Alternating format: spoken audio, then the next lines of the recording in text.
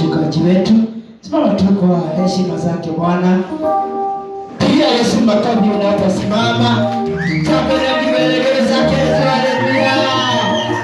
Kama mpenda Yesu sema amen. Kama mpenda Yesu sema amen. Pia Yesu makofi mazuri. Pia mchungaji makofi. Pia mchungaji makofi. Kwa hivyo asante sana na karibu. Thank you.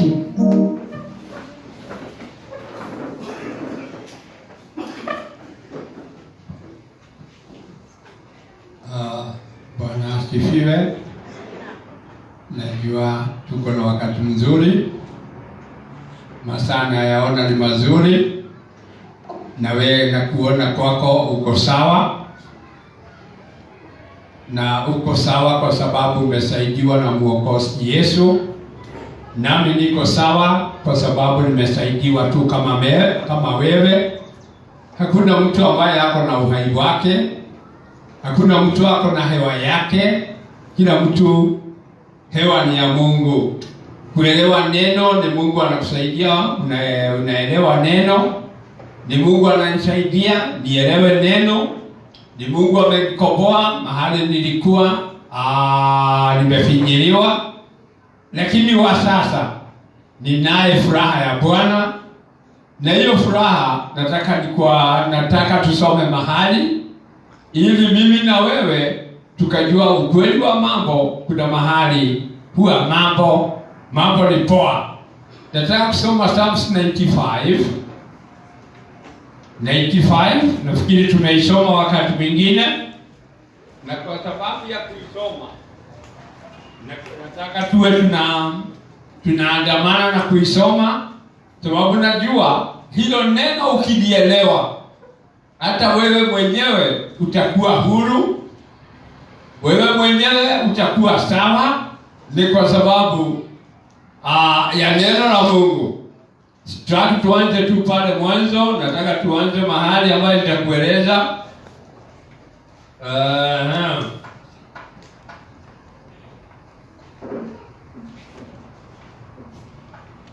Nataka tusome from verse 6.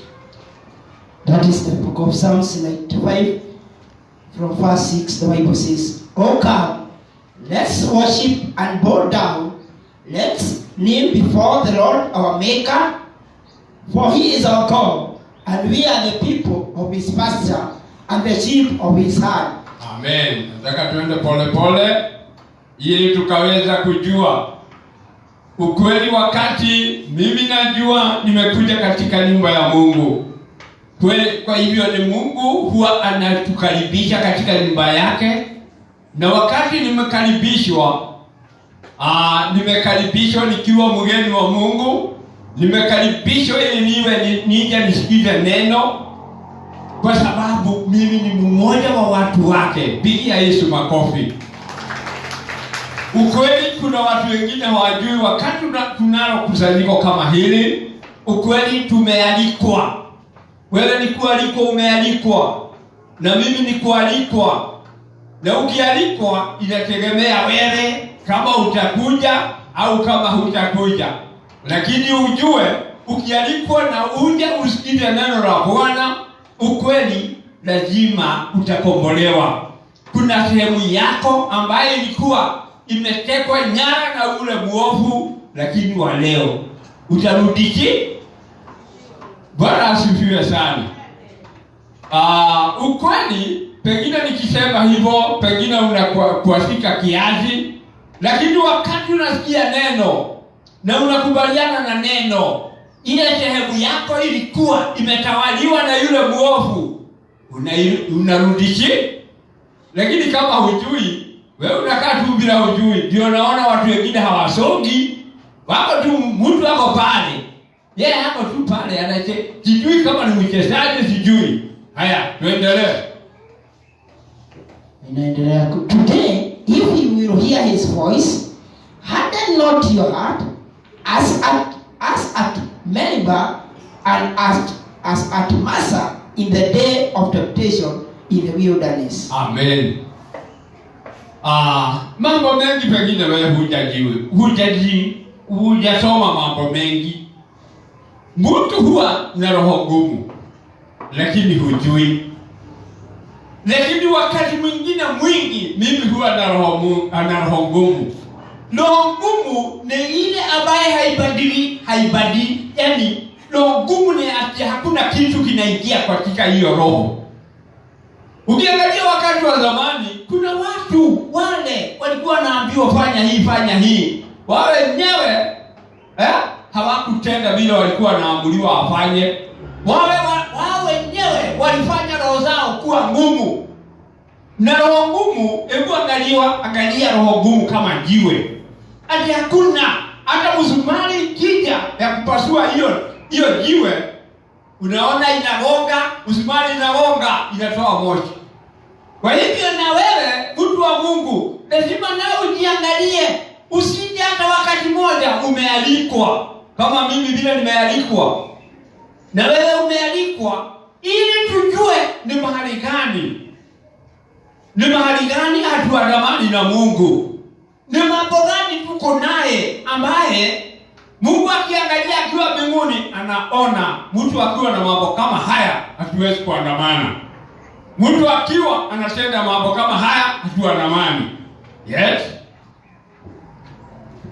When your fathers tried my patience and tested me, proved me and saw my work, 40 years alone was I grieved and distressed with that generation. Amen. Angalia vizuri. Mimi nikiangalia, juzi nilikuwa nahubiria watu. That is John chapter 5. Hao walikuwa na miaka 40.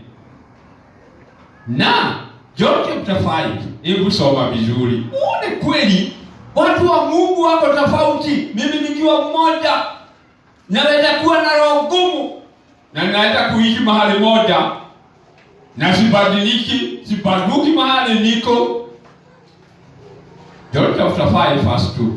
The Bible says, John chapter 5 from verse 2.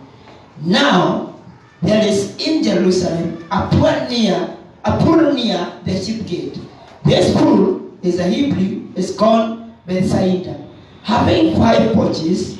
In this lay a great number of sick folk, some blind, some crippled, and some paralyzed, waiting for the bubbling up of the water. For the angel of the Lord went down at appointed seasons into the pool and moved and stirred up the water. Whoever then first, after slipping up to the water, stepped in was cured of whatever disease with which he was afflicted. There was a certain man there who had suffered in a deep-seated and lingering disorder for 38 years. When Jesus noticed him lying there, knowing that he had already been a long time in that condition, he said to him, "Do you want to become well? Are you really in earnest about getting well?" The invalid answered, "Sir, I have nobody when the water is moving to put me in the pool, but when I'm trying to come myself, somebody else steps down ahead of me." Jesus said to him, "Get up, pick up your bed, and walk." Amen. Hebu angalia. Kila wakati una wakati wake. Wakati ule wa zamani kulikuwa na ile pool. Ilikuwa mahali pale. Na kweli hiyo pool ilikuwa na sheria zake. Yule mtu wa kwanza ataingia kwa hiyo maji, ataponywa magonjwa yoyote ambaye alikuwa naye. Na mwenye hiyo pool wakati huo bado alikuwa Mungu tu, kwa sababu ndio alikuwa anatuma malaika wake. Anakuja anachukua hiyo maji. Yoyote akiingia tu shida zake zinaisha. Leo malaika wale walikuwa wanatumika zamani, leo ni Roho Mtakatifu anatumika. Akiwa ndio anatumika wakati huu. Ujue mahali hapa huko kuna uponyaji wa aina zote. Hakuna kitu ambaye Mungu hakuna kitu amebaki amepita mahali. Kuna uponyaji wa aina zote. Kwa hivyo ni kusema kila magonjwa ya aina zote Yule malaika alikuwa pale, ndio roho wa sasa wakati huu. Kwa hivyo kila shida zako, wewe mwenyewe tu bora uone shida zako zitaondoka. Lakini ukweli wa mambo, kuna mtu mmoja alikuwa mahali pale, na wakati alikuwa pale, yeye alikuwa ameishi pale for that 80 good years. Alikuwa ako pale, yani alikuwa kama lile jiwe likigongwa na msumari inatoka moshi. Wewe na wewe mtu wa Mungu, unaweza kuwa tu tuko na wewe mahali hapa, na uko na shida, ulikuja hapa na shida fulani, na hata wa leo bado shida zako ziko hapa. Hata na wewe jiulize maswali, hata na wewe ukute huna jawabu. Huyu jamaa ambaye alikuwa pale kiwete, ameishi mahali pale. Ukiangalia hawa wengine walikuwa wanakuja na wanaenda, kwa sababu maji ikitubuliwa na ile malaika, mtu anaingia, shida zake zinaisha. Waleo hakuna hiyo, hakuna ati ungojee maji. Waleo ni neno la Mungu. Kama utasikia neno la Mungu, utenda vile tunakwambia, utakuwa na mambo mawili. Uko na mambo mawili, na haya mambo mawili, hebu angalia vizuri. Haya ndio yamepoteza nafasi yako na Mungu. Kuna mahali Mungu alikuwa anataka uwe umefika wakati huu, lakini hujaondoka mahali uliingia. Wewe bado unasema, mwingine akija, mimi ukaangalia Yesu anamuuliza, "Mponyaji, wewe unataka kuponywa?" Yeye akamwambia, "Mimi nikienda sina mtu wa kunipeleka pale. Nikienda mtu mwingine tayari ameshaingia." Watu wengi tuko na mawazo mawili. Ukiangalia mawazo yako, wewe hujui roho yako. Na ni afadhali leo ujue roho yako. Yule anaishi katika roho ya mtu, si Yesu, ni huyo mwingine.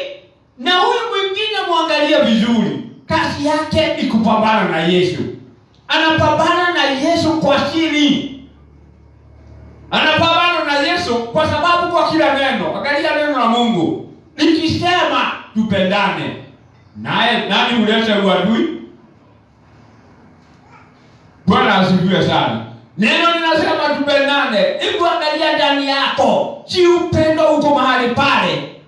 Yule ako ndani ya moyo, mwenye kujibu ni yule adui. Adui akijibu, sasa wewe mwenyewe, mtu anaona kama hiyo ndio kawaida, mtu anaona hiyo ndio safari, na hapo ndio unakuta tuko na changamoto. Kwa hivyo yule rafiki yako alikuwa mahali pale, aliishi pale kwa sababu mbili: sina mtu wa kunipeleka, nikienda pale mtu mwingine ameshaingia. Leo wewe uko na masikio yako na uko na mawazo yako. Biblia yako inaniambiaje? Mawazo yako, mambo yale unawaza na yale unaongea, hayo ndio yanakutia unajisi. Hebu angalia, wakati unafikiria neno, vile neno linatenda kazi, wewe unafufuka kutoka hapo. Hata kama ulikuwa umekufa, ukisikia sauti ya neno la Mungu, unakuta ni kufufuka. Mtu anafufuka, unaondokea ile mawazo ulikuwa naye, unaondokea zile shida ulikuwa nazo. Lakini kama ujui, utakaa na ile mawazo. Kwa hivyo huyu jamaa aliishi mahali pale, na wewe uko na miaka yako katika uokovu, huendi mbele, uko tu mahali pale unasimama. Neno la Mungu lile habari limezungumzia kwa Mungu. Unajua Biblia ndio inatuambia, in the book of Isaiah, that 3:24 inatuambia utaondolewa magonjwa yote. Hakuna mtu atakuwa mgonjwa tena. Hebu angalia wa sasa, ni watu wangapi ambao walio ni wagonjwa lakini wako katika nyumba ya Mungu? Ni wengi. Kwa sababu hilo neno wakati liliandikwa, hakuna mtu ambaye atakuwa mgonjwa. Watu wote watasamehewa makosa ya. Kwa hivyo magonjwa ni dhambi. Kama magonjwa ni dhambi, kwa nini wewe unagojeka na bado neno liko pale linakuzungumzia vizuri? Hakuna anayeishi. Hebu soma vizuri, isiwe ni ile mambo ambaye ni ile mambo ya kutafuta. Inasemaje? 33:24. So yeah, 33:24. The people of Israel will no longer say, we are sick and helpless, for the Lord will forgive them their sins and bless them. Amen. Angalia vizuri. Huyo ni Mungu wako amesema hivyo. Wale wanaishi, kuna mahali, kuna ile wale ambao walikimbilia mahali hapa, wale wamealikwa, tuone twende katika nyumba ya Mungu, twende tumwabudu, twende tumwimbie Mungu, twende tusikie masharti zake, tuje hapa tusikie anataka nini. Bwana asifiwe sana. Wale wako hapa, wale wanakubali kuishi kama mapenzi yake. Wao, hakuna mtu atakayesema mimi ni mgonjwa. Wote watasamehewa dhambi zao. Kwa hivyo magonjwa ni dhambi. Pigia Yesu makofi. Naona watu wengine wananiangalia. Haya. Magonjwa ni dhambi. Bila dhambi hakuna neno hilo. Wale watakaishi katika mapenzi ya Mungu watasamehewa makosa zao. Na hakuna mmoja atasema mimi ni mgonjwa. Kwa hivyo wakati wewe unahisi kuna mahali ya kuuma, haijalishi kama unakohoa na corona, wewe kohoa tu na ukufe. Hakuna haja, wewe ndio unapenda. Kwa sababu wewe mwenyewe ndio unapenda kukaa na dhambi. Wakati utaondokea dhambi, hakuna mtu atasema ati mgonjwa ate. Kwa hivyo andika mahali, wakati unasikia kuna viungo vya mwili wako sina kuuma, sijui siwezi kuketi, sijui mafupa, nikiinama miguu, sijui miguu inapiga kelele, hata wewe jistue au tukuletee heduru.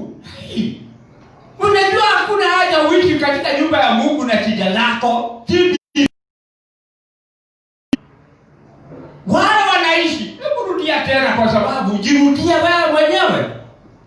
The people of Israel will no longer say, we are sick and helpless, for the Lord will forgive them their sins and bless them. Amen. Huyo ni Mungu. Hakuna Mwisraeli kama wewe. Hakuna Mwisraeli kama wewe. Kwa sababu ya kutii neno, atakayesema mimi ni mgonjwa. Wewe hiyo kanisa ingine yako wewe kaa naye huko nje. Lakini kanisa ya Mungu na neno la Mungu hatukuna atakayesema mimi ni mgonjwa. Kwa sababu gani? Watasamehewa makosa yaani watasamehewa dhambi. Kwa hivyo ukiona mtu mgonjwa amekataa na dhambi, wacha kushinda ukimulilia, unamulilia namna gani? Mtu ambaye yeye anakataa kulipa deni, Yesu naye akaja. Mathayo 11:28, chooni kwako nyinyi msukukae na mnalemewa. Sasa ukiona mtu mgonjwa kweli ni wa Yesu. Hata kama wewe unaumia mahali unaumia, hapana, chooni kwako. Hiyo maandiko mtapeleka wapi? Au ingine tusiwe tunasoma. Wewe daktari unaona tusome au tusome? Kabisa. Hakuna njia. Apia watu ukweli wakombolewe. Apia watu ukweli ndio wakombolewe. Bwana kupeleka sijui kulipitia shetani usiku. Hakuna shetani alipita. Wewe unachapwa kwa sababu ya makosa yako. Sio makosa, Mungu mwenyewe ndiye amejitambulisha. Yesu akaja, akajua kweli sisi ni wadhaifu. John, wewe mdhaifu. wewe ambaye umelemewa na shida hizi.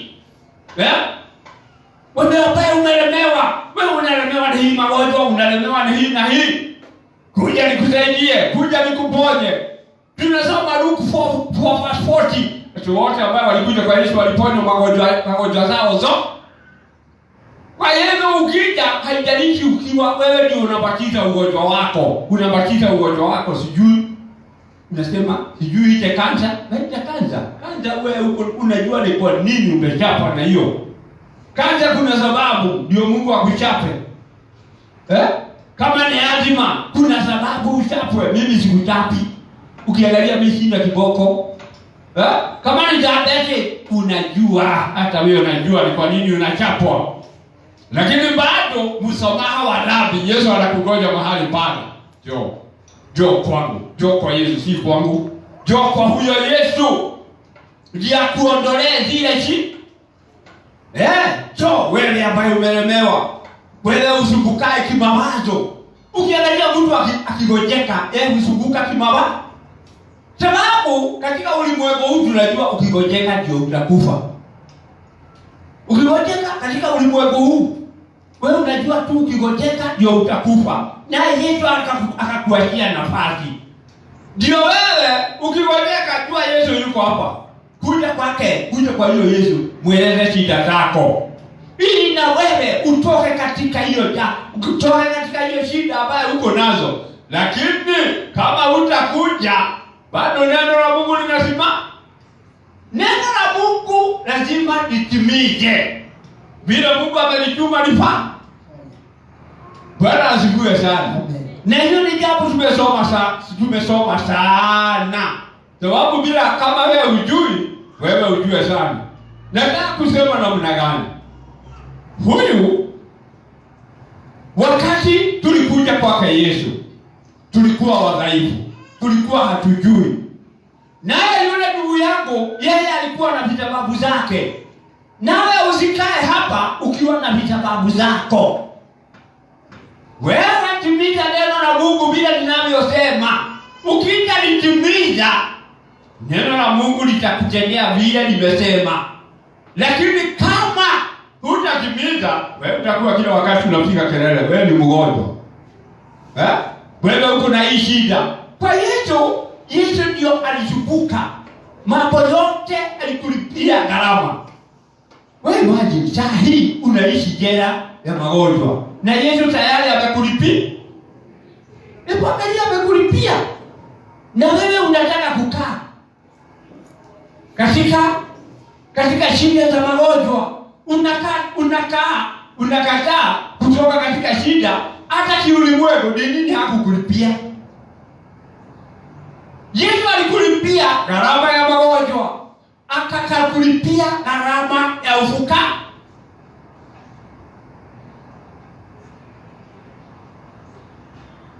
Naona watu wananiangalia. Akakulipia gharama ya ufuka. Hiyo ni Kizungu ambaye haieleweki. Akakulipia. Bwana asifiwe sana. Hata wakati tunasema watu wamebarikiwa ni watu wake, na wakati wako na shida, huwaondolea shida. Bwana asifiwe sana. Alikulipia, wacha kukaa jela, wacha kujirudisha jela. Akakulipia. Hebu angalia, wewe unafikiri waokovu wangapi ambaye hawajui Yesu aliwalipia gharama ya uponya? Pigia Yesu makofi. Kwani kuna watu wengi hapa wana au ni nyote, unajua mimi ni nyote sijui yako. Ati sahi wewe ujue ati kuketi kwako. Biblia inasema Mungu anajua kuketi kwako. Anajua kusimama. Anajua wakati unataka kusikiza kitu. Bwana asifiwe.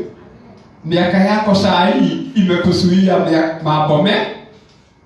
mambo mengi. Oi baba, itaweza. Sijua mama ni kusaa, kwa sababu ya kusaa ndio kuketi kuna kuwanga shida. Sielewi sana kama huko ndio Yesu alilipa hiyo. Alikulipia ile hata tunaita masopu, alikulipia hiyo. Alikulipia gharama hata ya masopu ni nini nyingine ambayo hujui. Akakulipia gharama ya kuwa tasa. Hakuna Biblia inasema hakuna mwana Israeli atakosa mto. Na sijui hapa kuna mtu amekosa. Amekulipia hizo gharama zo. Hakuna gharama hata ya maso. Hata hii magonjwa inakuja kwa kichwa, alikulipia yo. Alikulipia zote. Hata ya meno kuuma, alikulipia tu. Alikulipia ya kuumwa ni meno. Akakulipia ya throat cancer, hizo zote alikulipia. Ni gani ambayo hujui? Ni gani inasomba watu? Alikulipia hizo zote. Alikulipia gharama, alikulipia gharama. Na hata akakuwekea insurance. Pigia Yesu makofi. Akakuwekea nini? Akakupea bima. Bima ya maisha. Pigia Yesu makofi. Naona watu wengi hata hawajui. Wanasikia nikisema bima wananiangalia. Yesu alikulipia mambo yote. Alikulipia kila deni. Ili wewe mwenyewe. Na akakulipia kuona vizuri. Hebu niangalie tu. Wewe usihesabu miaka. Pigia Yesu makofi. Alikulipia deni. Hakuna deni Yesu hakukulipia. Lakini kwako inategemea kama bila upande mwingine alikuondolea umaskini. Bwana asifiwe sana. Na akasema uende na ile magari kubwa na waleo. Magari ni ya wenyewe. Hapo naona kama najiongelesha. Lakini nataka nikuhakikishe. Ulikuwa tunaimba ingine. Sijui tulikuwa tunaimba na hakikisha watu wote ili watoke katika minyororo ya ule muovu Satani. Bwana asifiwe sana. Angalia vizuri. Yesu hakuna alilipa deni. Na kila kitu kikawekwa mguuni kwa Bwana Yesu. Ni wewe unashindwa alikwenda mahali pale. Ni wewe ndio unashindwa. Ukweli wa mambo, hata uwe namna gani, hata kuwe ni namna gani, hata kuwe ni kule ambaye hakufunguki, Yesu amekupa, alikulipia deni. Na kukulipia deni, alisema yote imeisha. Wewe ndio hujasema yote imeisha. Kwa hivyo sasa, jambo ni wewe ndio uko na hiyo shida ambayo uko naye. Kwa hivyo ufukara, wewe ndio unaupenda. Wakati utaomba Mungu, uambie Mungu nataka unyamushe. Mungu wako na mambo nyingi ya wewe kupata riziki zako na kupata kitu ya kuweka mfuko. Kwa hivyo alikulipia deni na kila kitu alikuondolea. Hakuna kitu alikuachia ati wewe ati huna. Hiyo mambo ingine ni wewe unajiwekea. Kama huyu rafiki yangu alikuwa anajiwekea for that 80 years. Anakaa mahali moja na shida zake. Kwa sababu ya kukaa, watu wanaweza kuona ati kama ni kawaida. Si kawaida. Wewe hiyo kawaida uko naye, uko na sababu ngapi? 2 katika ile shida uko naye. Ila ni ufukara, uko na sababu zake. Ila ni magonjwa, uko na sababu zake. Lakini Yesu amelipa deni. Kwa hivyo ndio tukasoma mahali tulikuwa mahali pale Rudi 95. Ndio uone kuna mambo ambayo inastahili kuwa kwako imeondoka. Kwako haisogwi tena. Wana wa Israeli walikaa na Mungu 40 good years kwa sababu ya dhambi.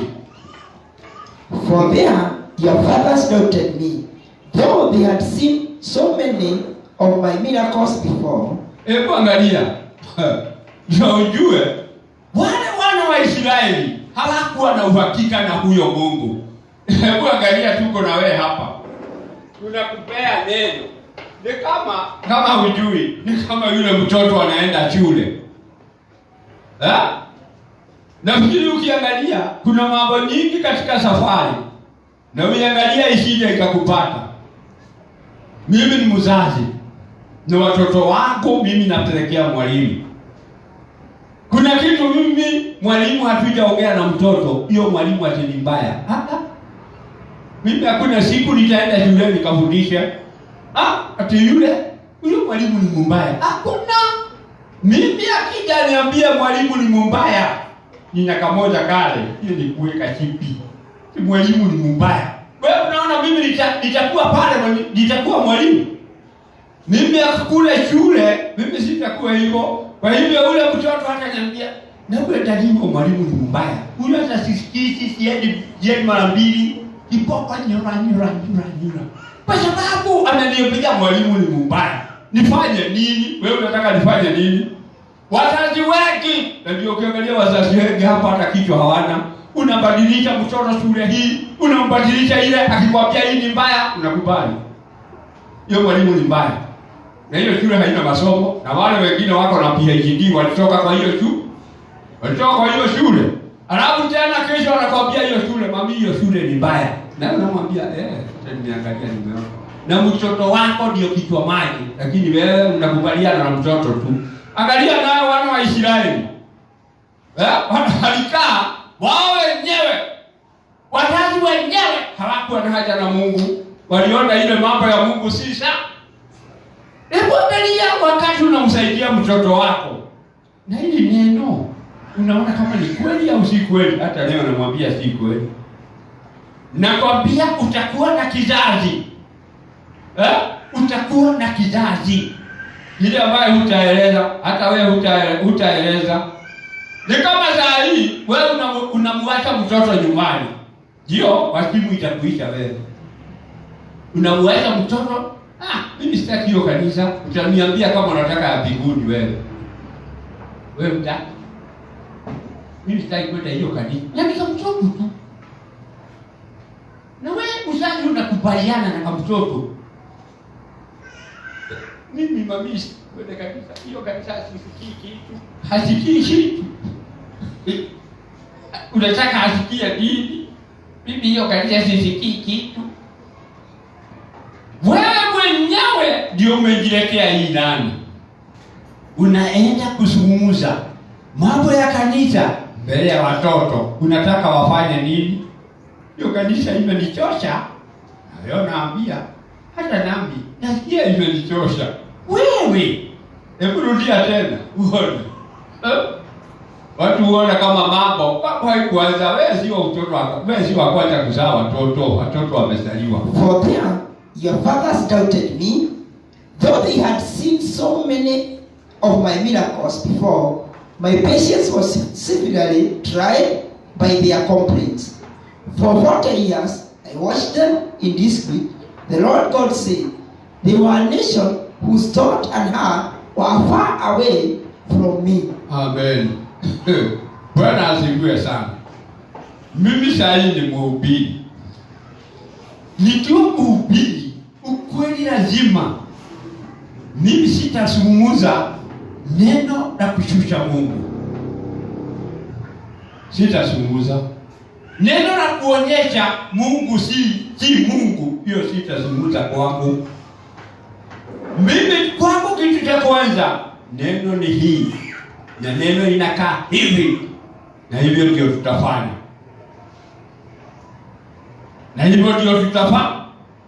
Kwa hivyo sina sauti mbili katika boma. Kwa boma niko na sauti moja. Mungu amesema hivi. Nami lazima nifanye hivyo. Shida ukiangalia wazazi wana wa Israeli. Ukiangalia wazazi ndio walikuwa na tatizo na huyo Mungu.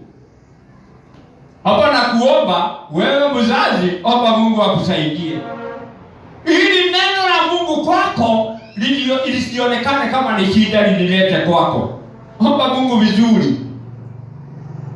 Omba Mungu vizuri ili neno la Mungu lisionekane kama lililete shida huko kwa boma lako. Kwa sababu likionekana kama lililete shida, ukweli ni nani atakubaliana na hilo neno? Hakuna. Wazazi wenyewe ndio huacha hii shida. Na wazazi ndio wa kwanza kuacha familia nyumbani. Hiyo ni kumaanisha hata wewe huna uhakika na huyo Mungu. Wewe umeona miujiza. Wakati hawa watoto juzi ulikuwa na wasomesha, wewe mwenyewe ukiomba Mungu nipa kale ya kusomesha hii familia. Mungu nifanyie hii na hii na hii. Unaitisha pesa. Ngoja ije kuja kwa kanisa. Wewe ndio unaambia mimi hata huko sionangi, mimi hata huko sielewi. Na wewe umetendewa miujiza. Hapo ndio unaona Mungu anaweka, unasikia mtu alilala kuwa karara kabisa. Kwa sababu yule mtu, wewe mzazi, wewe ndio kichwa, wewe ndio utasimamia hiyo boma. Kusema hii ndio itaendelea, hii haitaendelea. Pigia Yesu makofi. Lakini ikiwa hata wewe mwenyewe uko na tashwishi na Mungu, wewe mwenyewe, Mungu anakuangalia kimawazo, hata kama tumeokoka, huko kuna shida nyingi. Shida ni wewe. Wewe ulisikia Mungu alienda na nguo ambayo imeraruka. Yaani ndio kule asikuna shida. Shida kama ujui, wala ndio shida. Angalia wana wa Israeli, hawakuwa na uhakika na huyo Mungu. Baada ya kuwatendea miujiza miaka 40, wao hawaoni. Walikuwa na mawazo tofauti sana na Mungu. Walikuwa na mawazo ambayo iko kinyume cha matarajio ya Mungu. Kwa hiyo leo mimi nikuambia watu wote, hata wewe mwenyewe, Yesu hakuna kitu amekosa.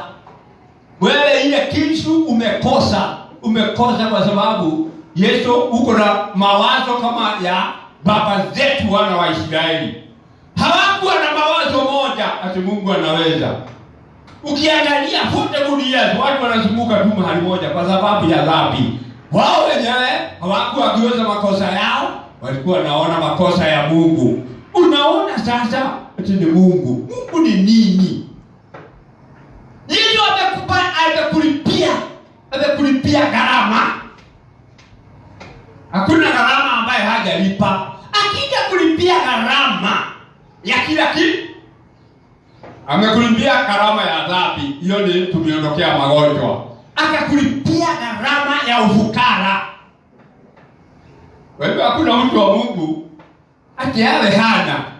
Hakuna kitu kama hiyo. Wewe kana shida ukijua wewe ndio uko kinyume cha matarajio ya Mungu. Ikiwa mawazo yako ikiwa inapigana na Mungu. Mawazo yako ikiwa inapigana na Mungu. Hebu niambie ndugu yangu, dada yangu, sasa ni wapi? Wana wa Israeli mawazo yao ilikuwa inapigana na Mungu.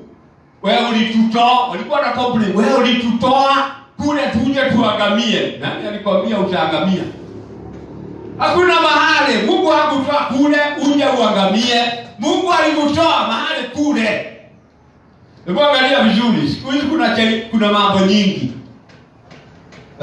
Hebu angalia siku hizi una watoto wako wale unawacha nyumbani. Wakati mtu wako na mila, unaona mtoto wako.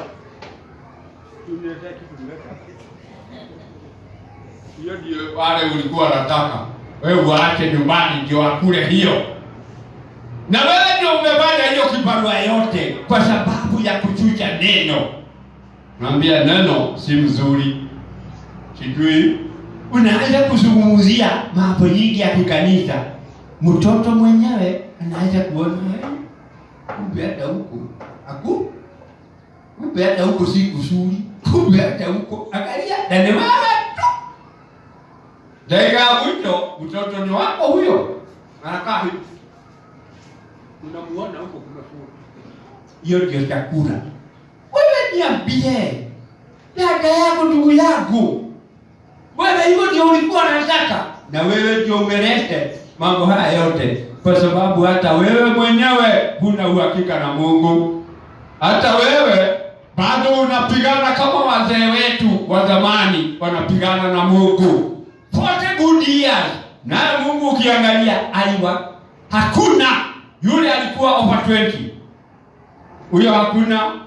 Ukiangalia wote waliingia jiani. Kwa nini? Waliingia jiani kwa sababu na wao walikuwa mtu wa 20 years ameona miujiza. Ni kama hawa ndugu zangu, huyu na yule mwingine. Kweli kila mtu ameona vile Mungu amefanya. Kila mtu, niko na familia ambayo iko na macho, wanaona kweli tulikuwa hapa, tukatoka pale, tukaja hapa, tukatoka hapo, mahali tuko tunaona kweli tuko. Alafu huyo mtoto anaona afadhali akale akakule mayungu. Mimi nakwambia nitaomba. Mimi mwenyewe dunia nitaomba, hii dunia hutaka. Wewe nikwambie vizuri, nikwambie mapema. Kwa Mungu akwendaki hivyo. Naye kwa nini angalia? Yule alikuwa over 20 aliangamia. Kwa nini aliangamia? Ni kwa sababu yeye mwenyewe alikuta wazazi hawako na nia moja na huyo Mungu. Hata yeye wao wenyewe hawamtumaini. Angalia wa familia yako, ikikuta ati wewe utumaini Mungu, utawaambia atumainie nani? Mtu yule ako na familia kama Joshua, angalia yeye mwenyewe, kwa sababu alikuwa amefundisha watoto wake ati huyu ndio Mungu. Wakajua kweli huyo ndio Mungu, na wakaanza kutenda mapenzi ya Mungu. Lakini na wao, hebu angalia wana wa Israeli, wazee, wamama wa zamani hawa, wao mawazo yao ilikuwa kinyume. Wewe huambii familia yako iko nini hapa, ni nini inamgoja hapo. Wewe huambii, wewe unanyamaza tu. Na hivi niliwaambia, wakati unaona mtoto anaponyoka, ujue mambo ni mawili, na unakubaliwa uwe mahali pale. Ukiona mambo ya mtoto yako ndio huyu anaanza kwenda hivi, hebu angalia vizuri, rudi kwa Mungu vizuri, mwambie nimeona hii na hii. Sijui ni mapenzi yako au sijui mimi ndio nimekulemea. Unaongea na Mungu vizuri, Mungu atakwambia hii ni mimi nimesababisha kwa sababu wewe umenilemea. Ukitajua hivyo, unatubu dhambi zako, shida zako na mtoto zinaisha. Lakini kama hutatubu, utaona tu ni safari ya kwenda wapi. Kwa hivyo hao wana Israeli, kwa sababu na wao wenyewe walikuwa na mawazo mabaya. Wewe unakuwa na mawazo mabaya na Muumba wako, si atakumaliza. Biblia kutoka zamani inatuambia fundisha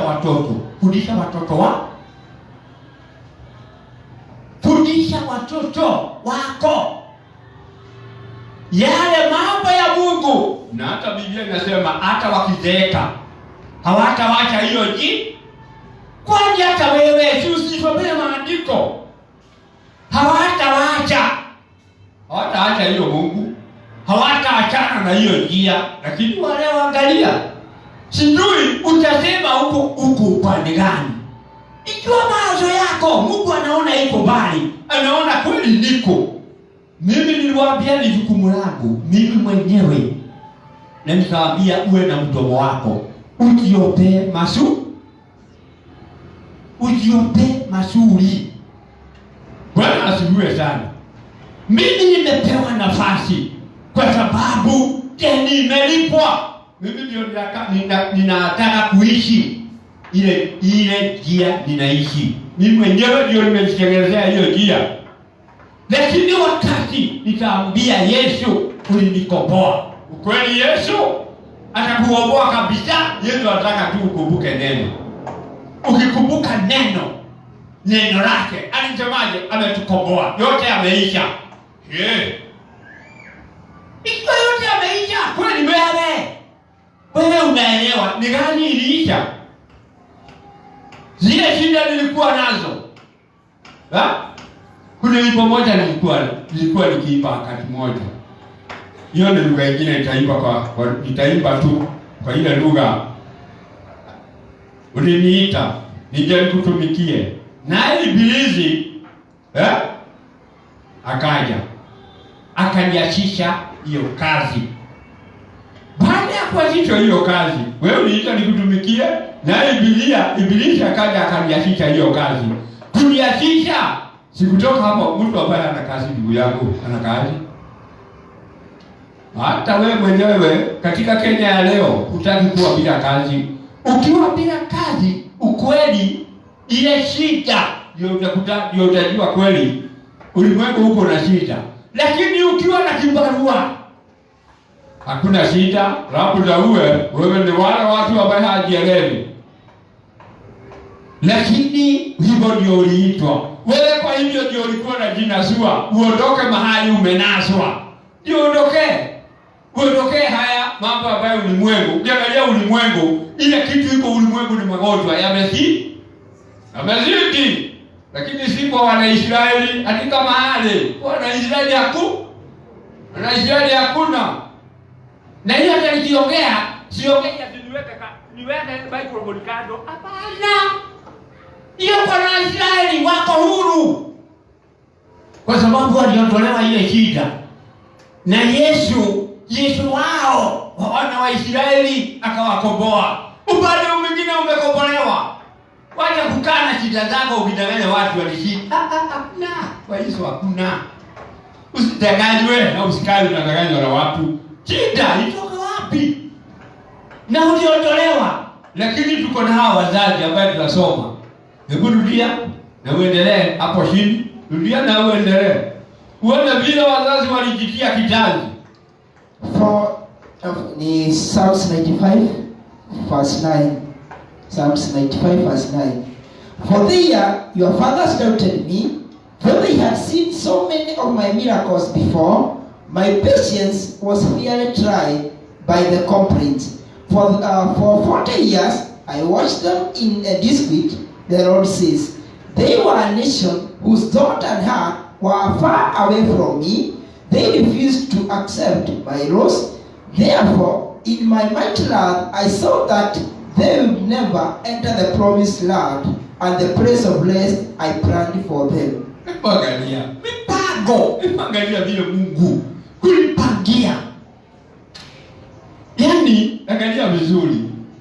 Mungu huwa anakupangia wewe.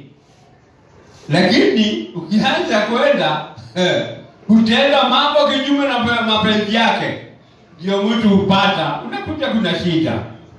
Ukweli hakuna, usitakazwe, shida ni yako. Wewe ukiwa one of the rebellious people. But if you don't rebel against your maker, hata wewe uangalie.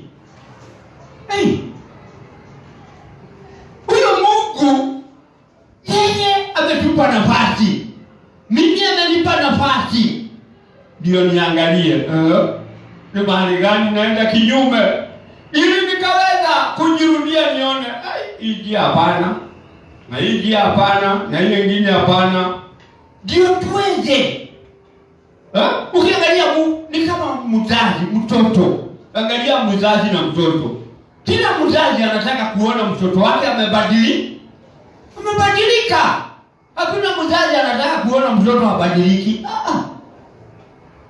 Lakini sasa nataka uangalie changamoto. Na hii changamoto nimeipata kwangu, na wewe kwako umeipata. Changamoto iko kwako na iko kwangu. Ukiangalia kutoka zamani, watu walikuwa wakiomba pamoja na neno wanasikiza pamoja wakiwa kwa boma. Sijui wakati huu, sijui ni wazazi wangapi mtu anaomba pamoja na familia yake. Sijui. Lakini ngoja ije mpira.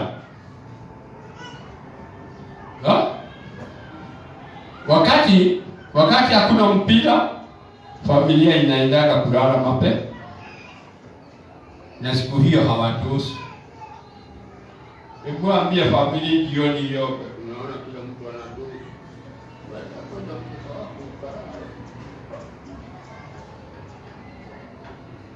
Wewe na shetani huko njia moja. Kwa nini hawa watoto wakati wa mpira hawalali? Au si wako? Wakiwa kwa mpira si wako? Wakati wa maombi, huyu mtu weka nyahunyo 3. Weka nyahunyo. Wakati wa mpira kila mtu wako pale, hata saa 7. Manu, Manchester, Tonton. Hata wengine na wewe, hata wewe ni mtu kibogoyo. Uko pale saa 1. Na wakati wa kuomba, wewe ufikisha saa 7. Wewe hiyo wakati wa mpira, hata unaambia. Hata unakuta hata sasa bibi niwe, hebu niangalie vizuri. Na uangalie meno na macho, na uangalie kichwa. Wewe unaona kama mimi ni wa timu gani? Hebu niangalie vizuri. Wewe unaona mimi ni wa timu gani? Mimi ni wa timu ya Yesu. Mimi wa hiyo timu nyingine. Wewe naye ni wasibu tu wa boma lako. Uko pale. Mkiwote bora saa hiyo mko macho gagari. Wewe nje kuomba. Mtoto ni muelewa kama hujui. Sema niambia sheria. Akitoka kifaa mara 2 wewe ukalale. Hata sasa wewe jiulize. Kwa nini siku ya mpira wewe hata baba huko macho? Wakati wa maombi hata wewe ndio mwenye hutaki maombi, wewe ni wa Man U, wa Manchester City na Manchester United. Na wewe tulikopolewa. Hiyo Yesu umjui wewe. Ukija kwa Yesu, andika mahali. Hiyo familia wasomeshe somesha familia yako neno. Lakini saa hii umewaachilia wanalala wakiona ile movie yote wanata. Mimi kwangu kutoka wewe kuna hiyo laptop ulikuwa naye. Leo nimekunyang'anya leo. Ujue itakuwa ikilala mahali pale. Hata wewe unajua itakuwa ikilala pale. Si ati pale wewe ndio utalala ukisheka ukiona watu uchi, ukiona watu sijui atabaye hawana meno. Hiyo italeka pale. Kwa sababu ndio naitwa mzazi. Hiyo nitaing'oa kwako kwa sababu tukiomba wewe ndio wa kwanza kuzingia.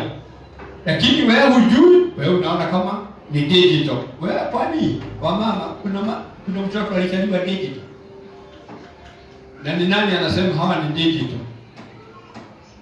Wewe unaharibu baba lako. Ukisema ati kuna gani? Wewe unaharibu. Nawe pengine mimi sikuharibika kwa sababu ya hawa mambo tunaona. Haya mambo yalikuwako.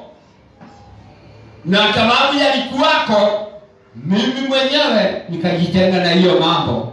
Kwa sababu ya kujitenga ndio nikawa mhubiri. Wewe kwako huko hakuna kitu Mungu atakukubalia. Ati wewe ndio unaona unalala ukiona sinema. Kwani ulichelewa kuona? Ulichelewa kuona sinema? Kitu tulikuwa naenda Kameo, sijui.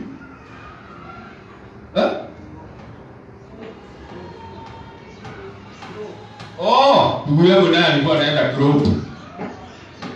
Hawa watu ambao naona upande huu ni wengi. Tumeenda Kameo, tumeenda Kaina Cinema, tumeenda group, tunaenda Liberty. Kama ulikuwa na gari, kama ulikuwa mwenda mguu, hata leo bado unaenda mguu, utaenda wapi?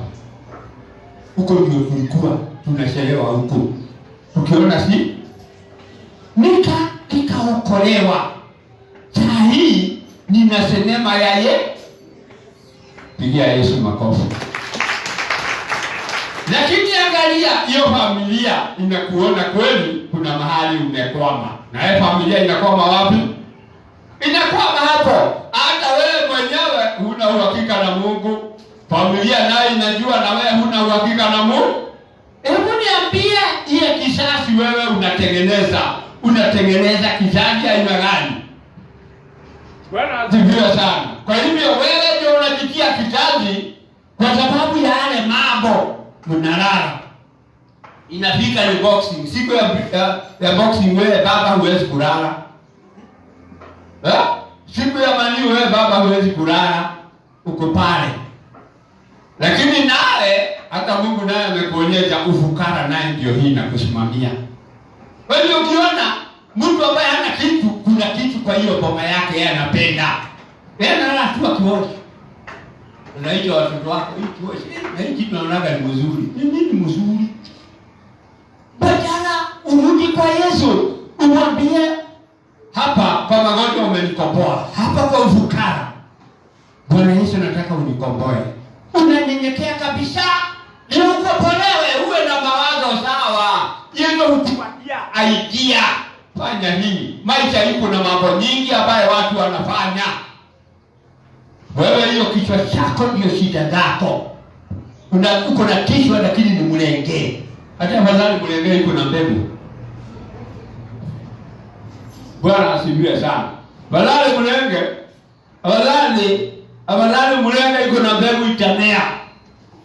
Kuliko kichwa ambayo wewe uko jela. Kimaisha uko jela lakini wewe huoni. Bwana asifiwe sana. Wewe ndio utajiombea, mazuri ni wewe. Na Mungu atakupa jambo la kufanya. Ulimwengu huu kuna mambo nyingi sana. Brother Wajira alituambia kuna mtu mmoja alitumwa Afrika aje auze viatu. Akasema huko Afrika hakuna mtu anavaa viatu. Kuna Kristo tunakukumbuka. Ati kuna Afrika ati huko hakuna biashara. Mwingine akakuta watu wanatembea miguu, akasema kazi iko wapi? Kazi iko hapa. Hebu angalia ndio bata ikakuja. Wewe kwa nini? Wewe huna akili nyingine? Wewe ukienda ukule chakula mama, wewe umetocheka. Idhali bila bosho, wewe sawa. Bado utakufa. Hata ukikula nyama, wewe utakufa. Hata ukikula samaki. Kwa hivyo, hata ukikaa bila kukula, yukufa haraka. Wacha ujinga wa aina hiyo. Kuwa mlenge iko na mbegu nyingi. Wewe Mungu amekusaidia akakupa mawazo. Mawazo alikupatia ili upate hiki na kile kiki. Hapo upatia kichwa tu ni kichwa tu ya kukaa. Uko na mambo nyingi ambayo unaweza fanya. Ili muondolewe hawa watu wa Israeli waliona miujiza ikawapeleka wapi? Mtu anatendewa miujiza ndio kesho atendewe hiyo miujiza ingine na kesho kutwa miujiza hiyo ingine. Kwa hivyo kwa sababu Mungu ni wa miujiza, huwezi kuona mambo mahali unafanya kazi hapo biashara kuisha inaisha. Think twice. Hata kuna rafiki yangu hapa ameandika anauza mtumba, anaandika think. Na wewe ukiwa mwana youth, wewe unataka kuthink twice. Au ni maniu. Ati sahi ndio ukiwa hivyo maniu. Yaani mtoto anakuwa wazimu, weka kipoko wazimu ishe. Lakini sasa ikiwa ni baba ndio wazimu, ataweka nani ataweka mwingine kiboko? Siku hizi unakuta hata wamama wale walikuwa wenye boma. Hata unaona harusi inaisha kwa sababu ya mpira. kama Ronaldo ameaguzwa, hakuna baba. Unaona watu wanalipala kwa. Na ndio mwingine wala tu achane. Siweze hata nikuchelewa wanachelewa. Na hii ni generation. Wewe unawajua huyu ataolewa ni nani? Atakuta manini. Wewe ninyi wasichana ukikuta bwana yako ni wa manini na wewe ulikuwa kwa shosi. Kwa shosi hala. Ndio ni mkopo.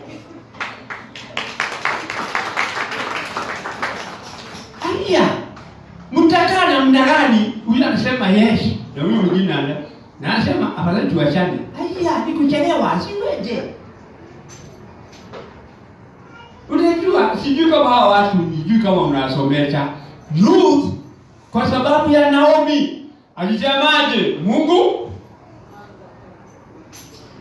na watu wenu na mahali na hiyo ingine. Kwani nini wamama mnasaidia hawa watu? Sisi wengine mnakaa na wao mnawaongelesha. Sababu akifika ile boma atakuta kule kwingine kuna mambo mengi. Utamwambiaje? Ndio unaona waokofu kwa wokovu. Lakini sasa hujui hii ni wewe utafundisha na wewe ndio utakaa na hiyo nyumba yako. Lakini kama umekuwa ni wao watu ambao tumesoma, hata baada ya kupata miujiza hawakuwa na haja na Mungu. Hawakuwa na hawakutaka. Walitaka namna gani? Wewe ndio ulileta hii mabadiliko. Wewe ndio ulileta hii shida kwa boma. Utoe hii shida kwa boma mapema. Ndio kila mtu ajue ana msimamo. Najua ni kwa Yesu. Na Yesu ndio atakusaidia. Watu wakijua hivyo, kila mtu akiwa na shida anakimbilia kwa Dani, niko na shida niombee. Utamwombea kwa yule Mungu yeye hataki. Lazima umuombee kwa yule Mungu yeye anajua ni Mungu. Haya, teremka. Leo sikia. Dunia hii kuna mambo nyingi kama wewe tengeneza mapema. Yes. Therefore, in the mighty land, I saw that they would never enter the promised land, and the place of rest I planned for them. Angalia, hiyo ndio hivyo. Mungu ndio akaangalia hawa watu. Kwa sababu ikiwa mimi sibadiliki, ikiwa mimi hata nikisikia neno halinisaidii, wewe unataka nani anisaidie? Ikiwa mimi nikiwa baba, hii neno halinisaidii, wewe unangojea mtoto ndio atasikiza? Ukweli wa mambo hata yeye mwenyewe hataliweza. Lakini ukweli wa mambo nikibadilisha waone kweli. Unajua Biblia lazima familia yako lazima ione ile mwenendo naenda naye. Waone ile mwenendo naenda naye. Tena waone yule Mungu naomba anaweza. Sababu ni mambo mawili katika familia. Ile mwenendo naenda naye na tena huyu Mungu ni Mungu tunaweza kutumainia. Ni Mungu tunaweza kuishi kwake. Kwa sababu Mungu lazima awe akitenda. Kama hatendi ukweli wa mambo, hata wewe jiangalie. Kama hatendi hata wewe unaona hapa huwezi kukaa kwa sababu watu wote wanataka mahali Mungu anawe. Na Mungu mahali Mungu anatenda. Mlikuwa nyumba ya Nazi, saa hii mko ya mabati. Kweli kwa Mungu ni kuzuri. Tulikuwa nyumba ya mbao. Saa hii tumetoka ya mbao, tumeingia kamare. Tulikuwa kabugaro. Hebu pigia Yesu makofi.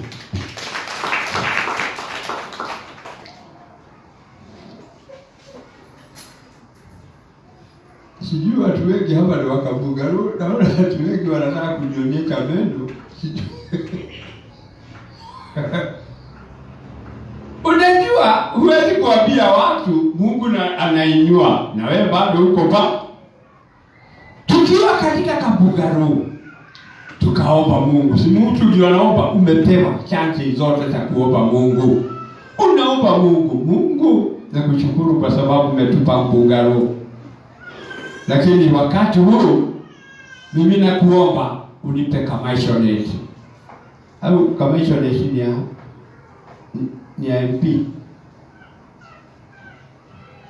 Bwana asifiwe sana. Nataka Baba utupe commissioner. Ukweli wewe ndio unaomba. Na Biblia iko wazi, atakupa upendo wa roho yako. Yeye ni mwenyewe atakupa upendo wa roho yako. Lakini wale waliambiwa kwa sababu wako na negative minds, akaambia hawataingia. Kwa sababu ni nani alisema hawataingia? Kwa sababu hawaandamani na Mungu. Anaweza. Hebu tuimbe kidogo. Hebu.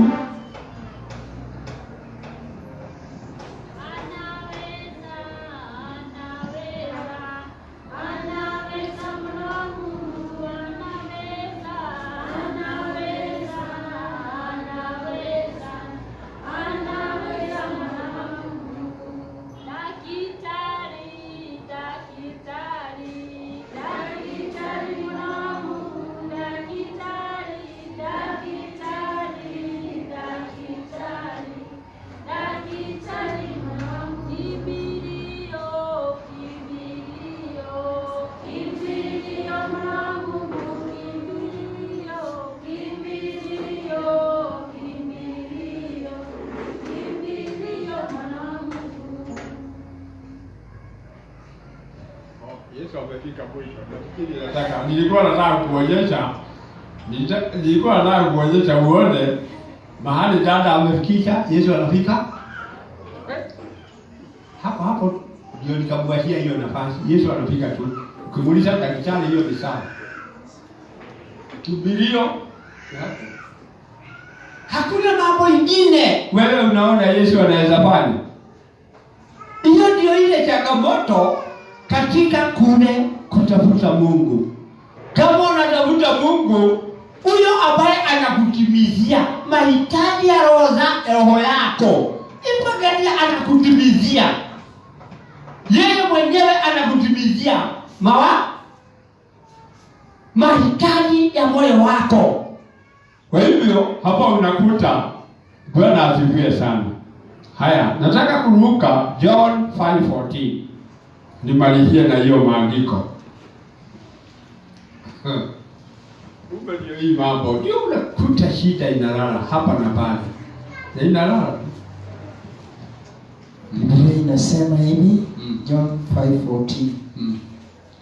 But afterward, Jesus found him in the temple and told him, "Now you are well, do not sin as you did before, or something even worse may happen to you." Amen. Bwana asifiwe sana. Hebu angalia vizuri. Huyu ni yule jamaa aliponywa. Kwa hivyo, hebu muangalie alirudi kanisa. Alirudi kanisani.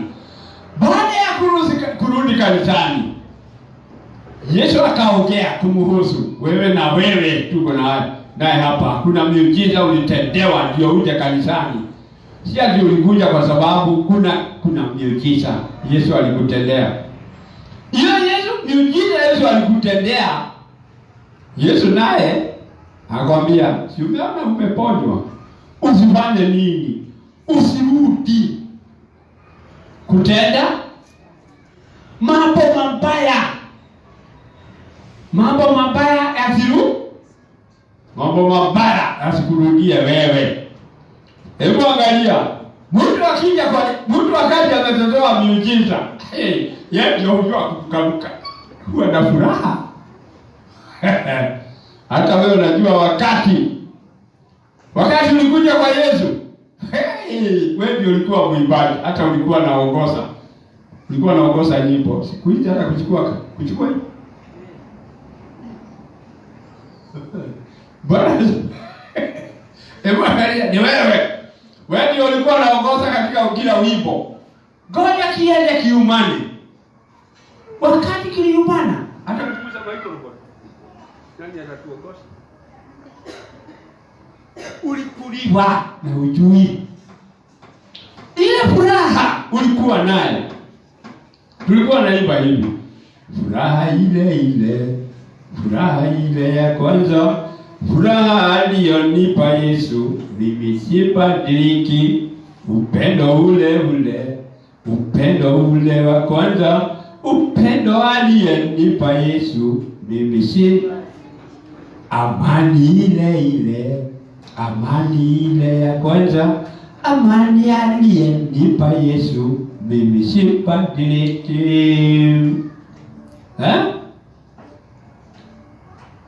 Tulikumbuke hiyo ingine.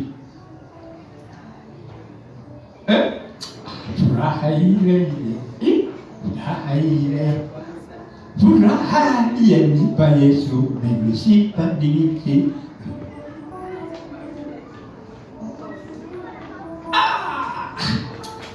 wokovu ule ule, wokovu ule wa kwanza, wokovu aliyenipa Yesu, mimi sibadiliki.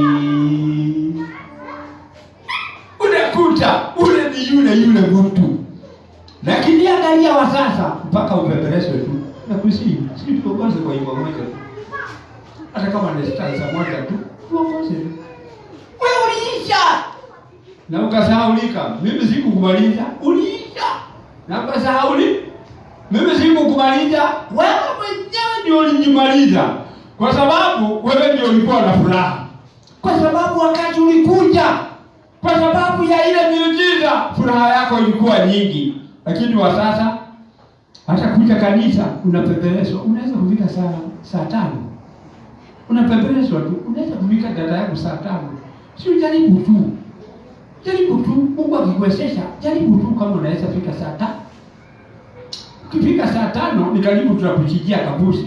Na ni mtu yule ambaye alikuwa ametendewa miujiza, lakini sasa hiyo miujiza ikasahaulika. Yesu akaambia huyo mtu ambaye yako alirudi, alikuwa anakaa kule huru, akarudi katika nyumba ya Mungu. Akaambia, umeona umerudi na huko umeketi vizuri katika nyumba, usirudi kwa mambo mabaya. Sasa nataka uangalie wewe, pengine hujui beleni pale ulikuwa na vision ambayo inaona mbali. Ulikuwa tukajaribu kuiba ipo. Sasa naweza kuona mbali kwa Roho Mtakatifu. Sasa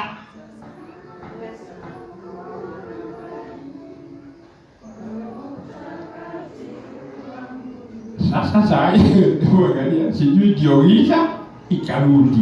Sasa naweza yule yeye akimuongeleza huyu, akamwambia ndio umeponywa, ni kweli, usirudi. Ndio ukiangalia watu wengi huwa wanarudiwa ni tumago. Ukiangalia watu wengi wanaanza kurudiwa ni tumago tu pole pole, sijui unasikia. Sasa wanaanza kurudishwa kule kwa shida, badala uchomoke. Biblia inasemaje? Nataka uangalie 1 Corinthians 7:20. Biblia iko na ahadi, imeahidi mtu. 1 Corinthians 7, kuna kitu imekuahidi. 1 Corinthians 7:20, yes. Verse 20. Biblia inasema hivi: usually a person should keep on with the work he was doing when God called him. Are you a slave? Don't let that worry you. But of course, if you get a chance to be free, take it. If the Lord calls you and you are a slave, remember that Christ has set you free from the world, from the old power of sin. Bwana asifiwe sana.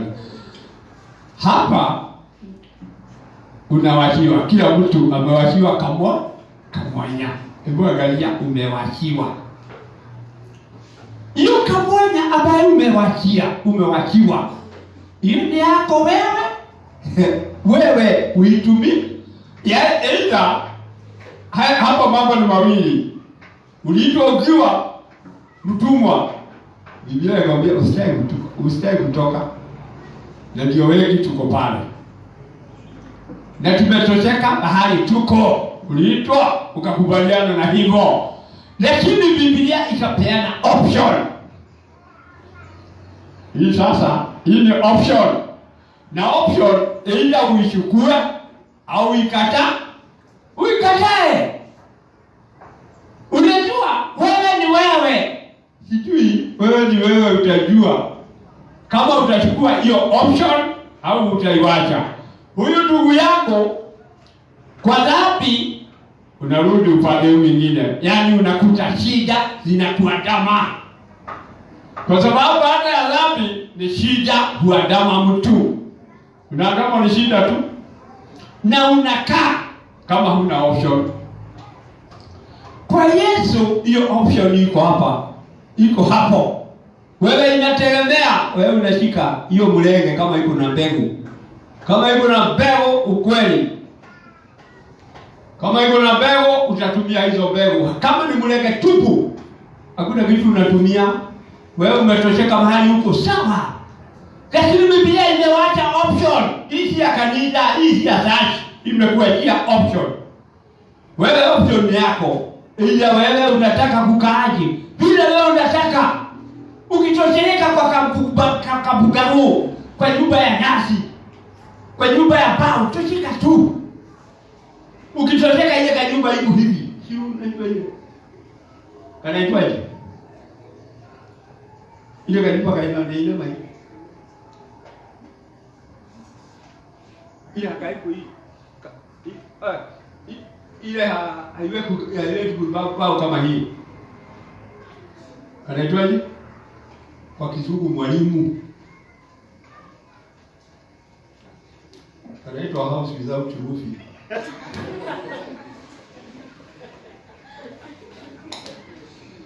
Bwana asifiwe sana. Sio kila na wewe utengeneza hiyo kitu kingine. Bwana asifiwe. Ili ujue ni wewe. Wewe mwenyewe ndio ulikaramisha hivi. Si kalala, hakuna kitu kama hiyo. Wewe ndio ulikaramisha. Unajua kuna yule tega wa Mudhua alikuja kwetu. Our roads are like this way. Unajua kwetu kulikuwa our roads like this way. And this way. And this way. But we want them nyoa. Tukiwa na wakila tunajua hiyo MP wetu. Nilikuwa naitokea wa Mudhua. Na ukweli barabara zetu ni nywehe. Na ukweli ukiangalia tukafurahia sana. Hata kijiji anajua wakati wa mvua kufika town kubwa, kwa sababu ikifika unajua ni nywehe. Bali ikifika pale mnaisukuma inarudi inaingia kwa jibu. Sasa ingia kwa jibu. Utatoka kweli. Lakini Kega wa Mudhua yeye hapo amesoma sana. Lakini kwa sababu ya kushindwa ni Kizungu, our roots Kijesu akaonyesha president our roots Kizungu kale ndio likalelea huko kwa roho.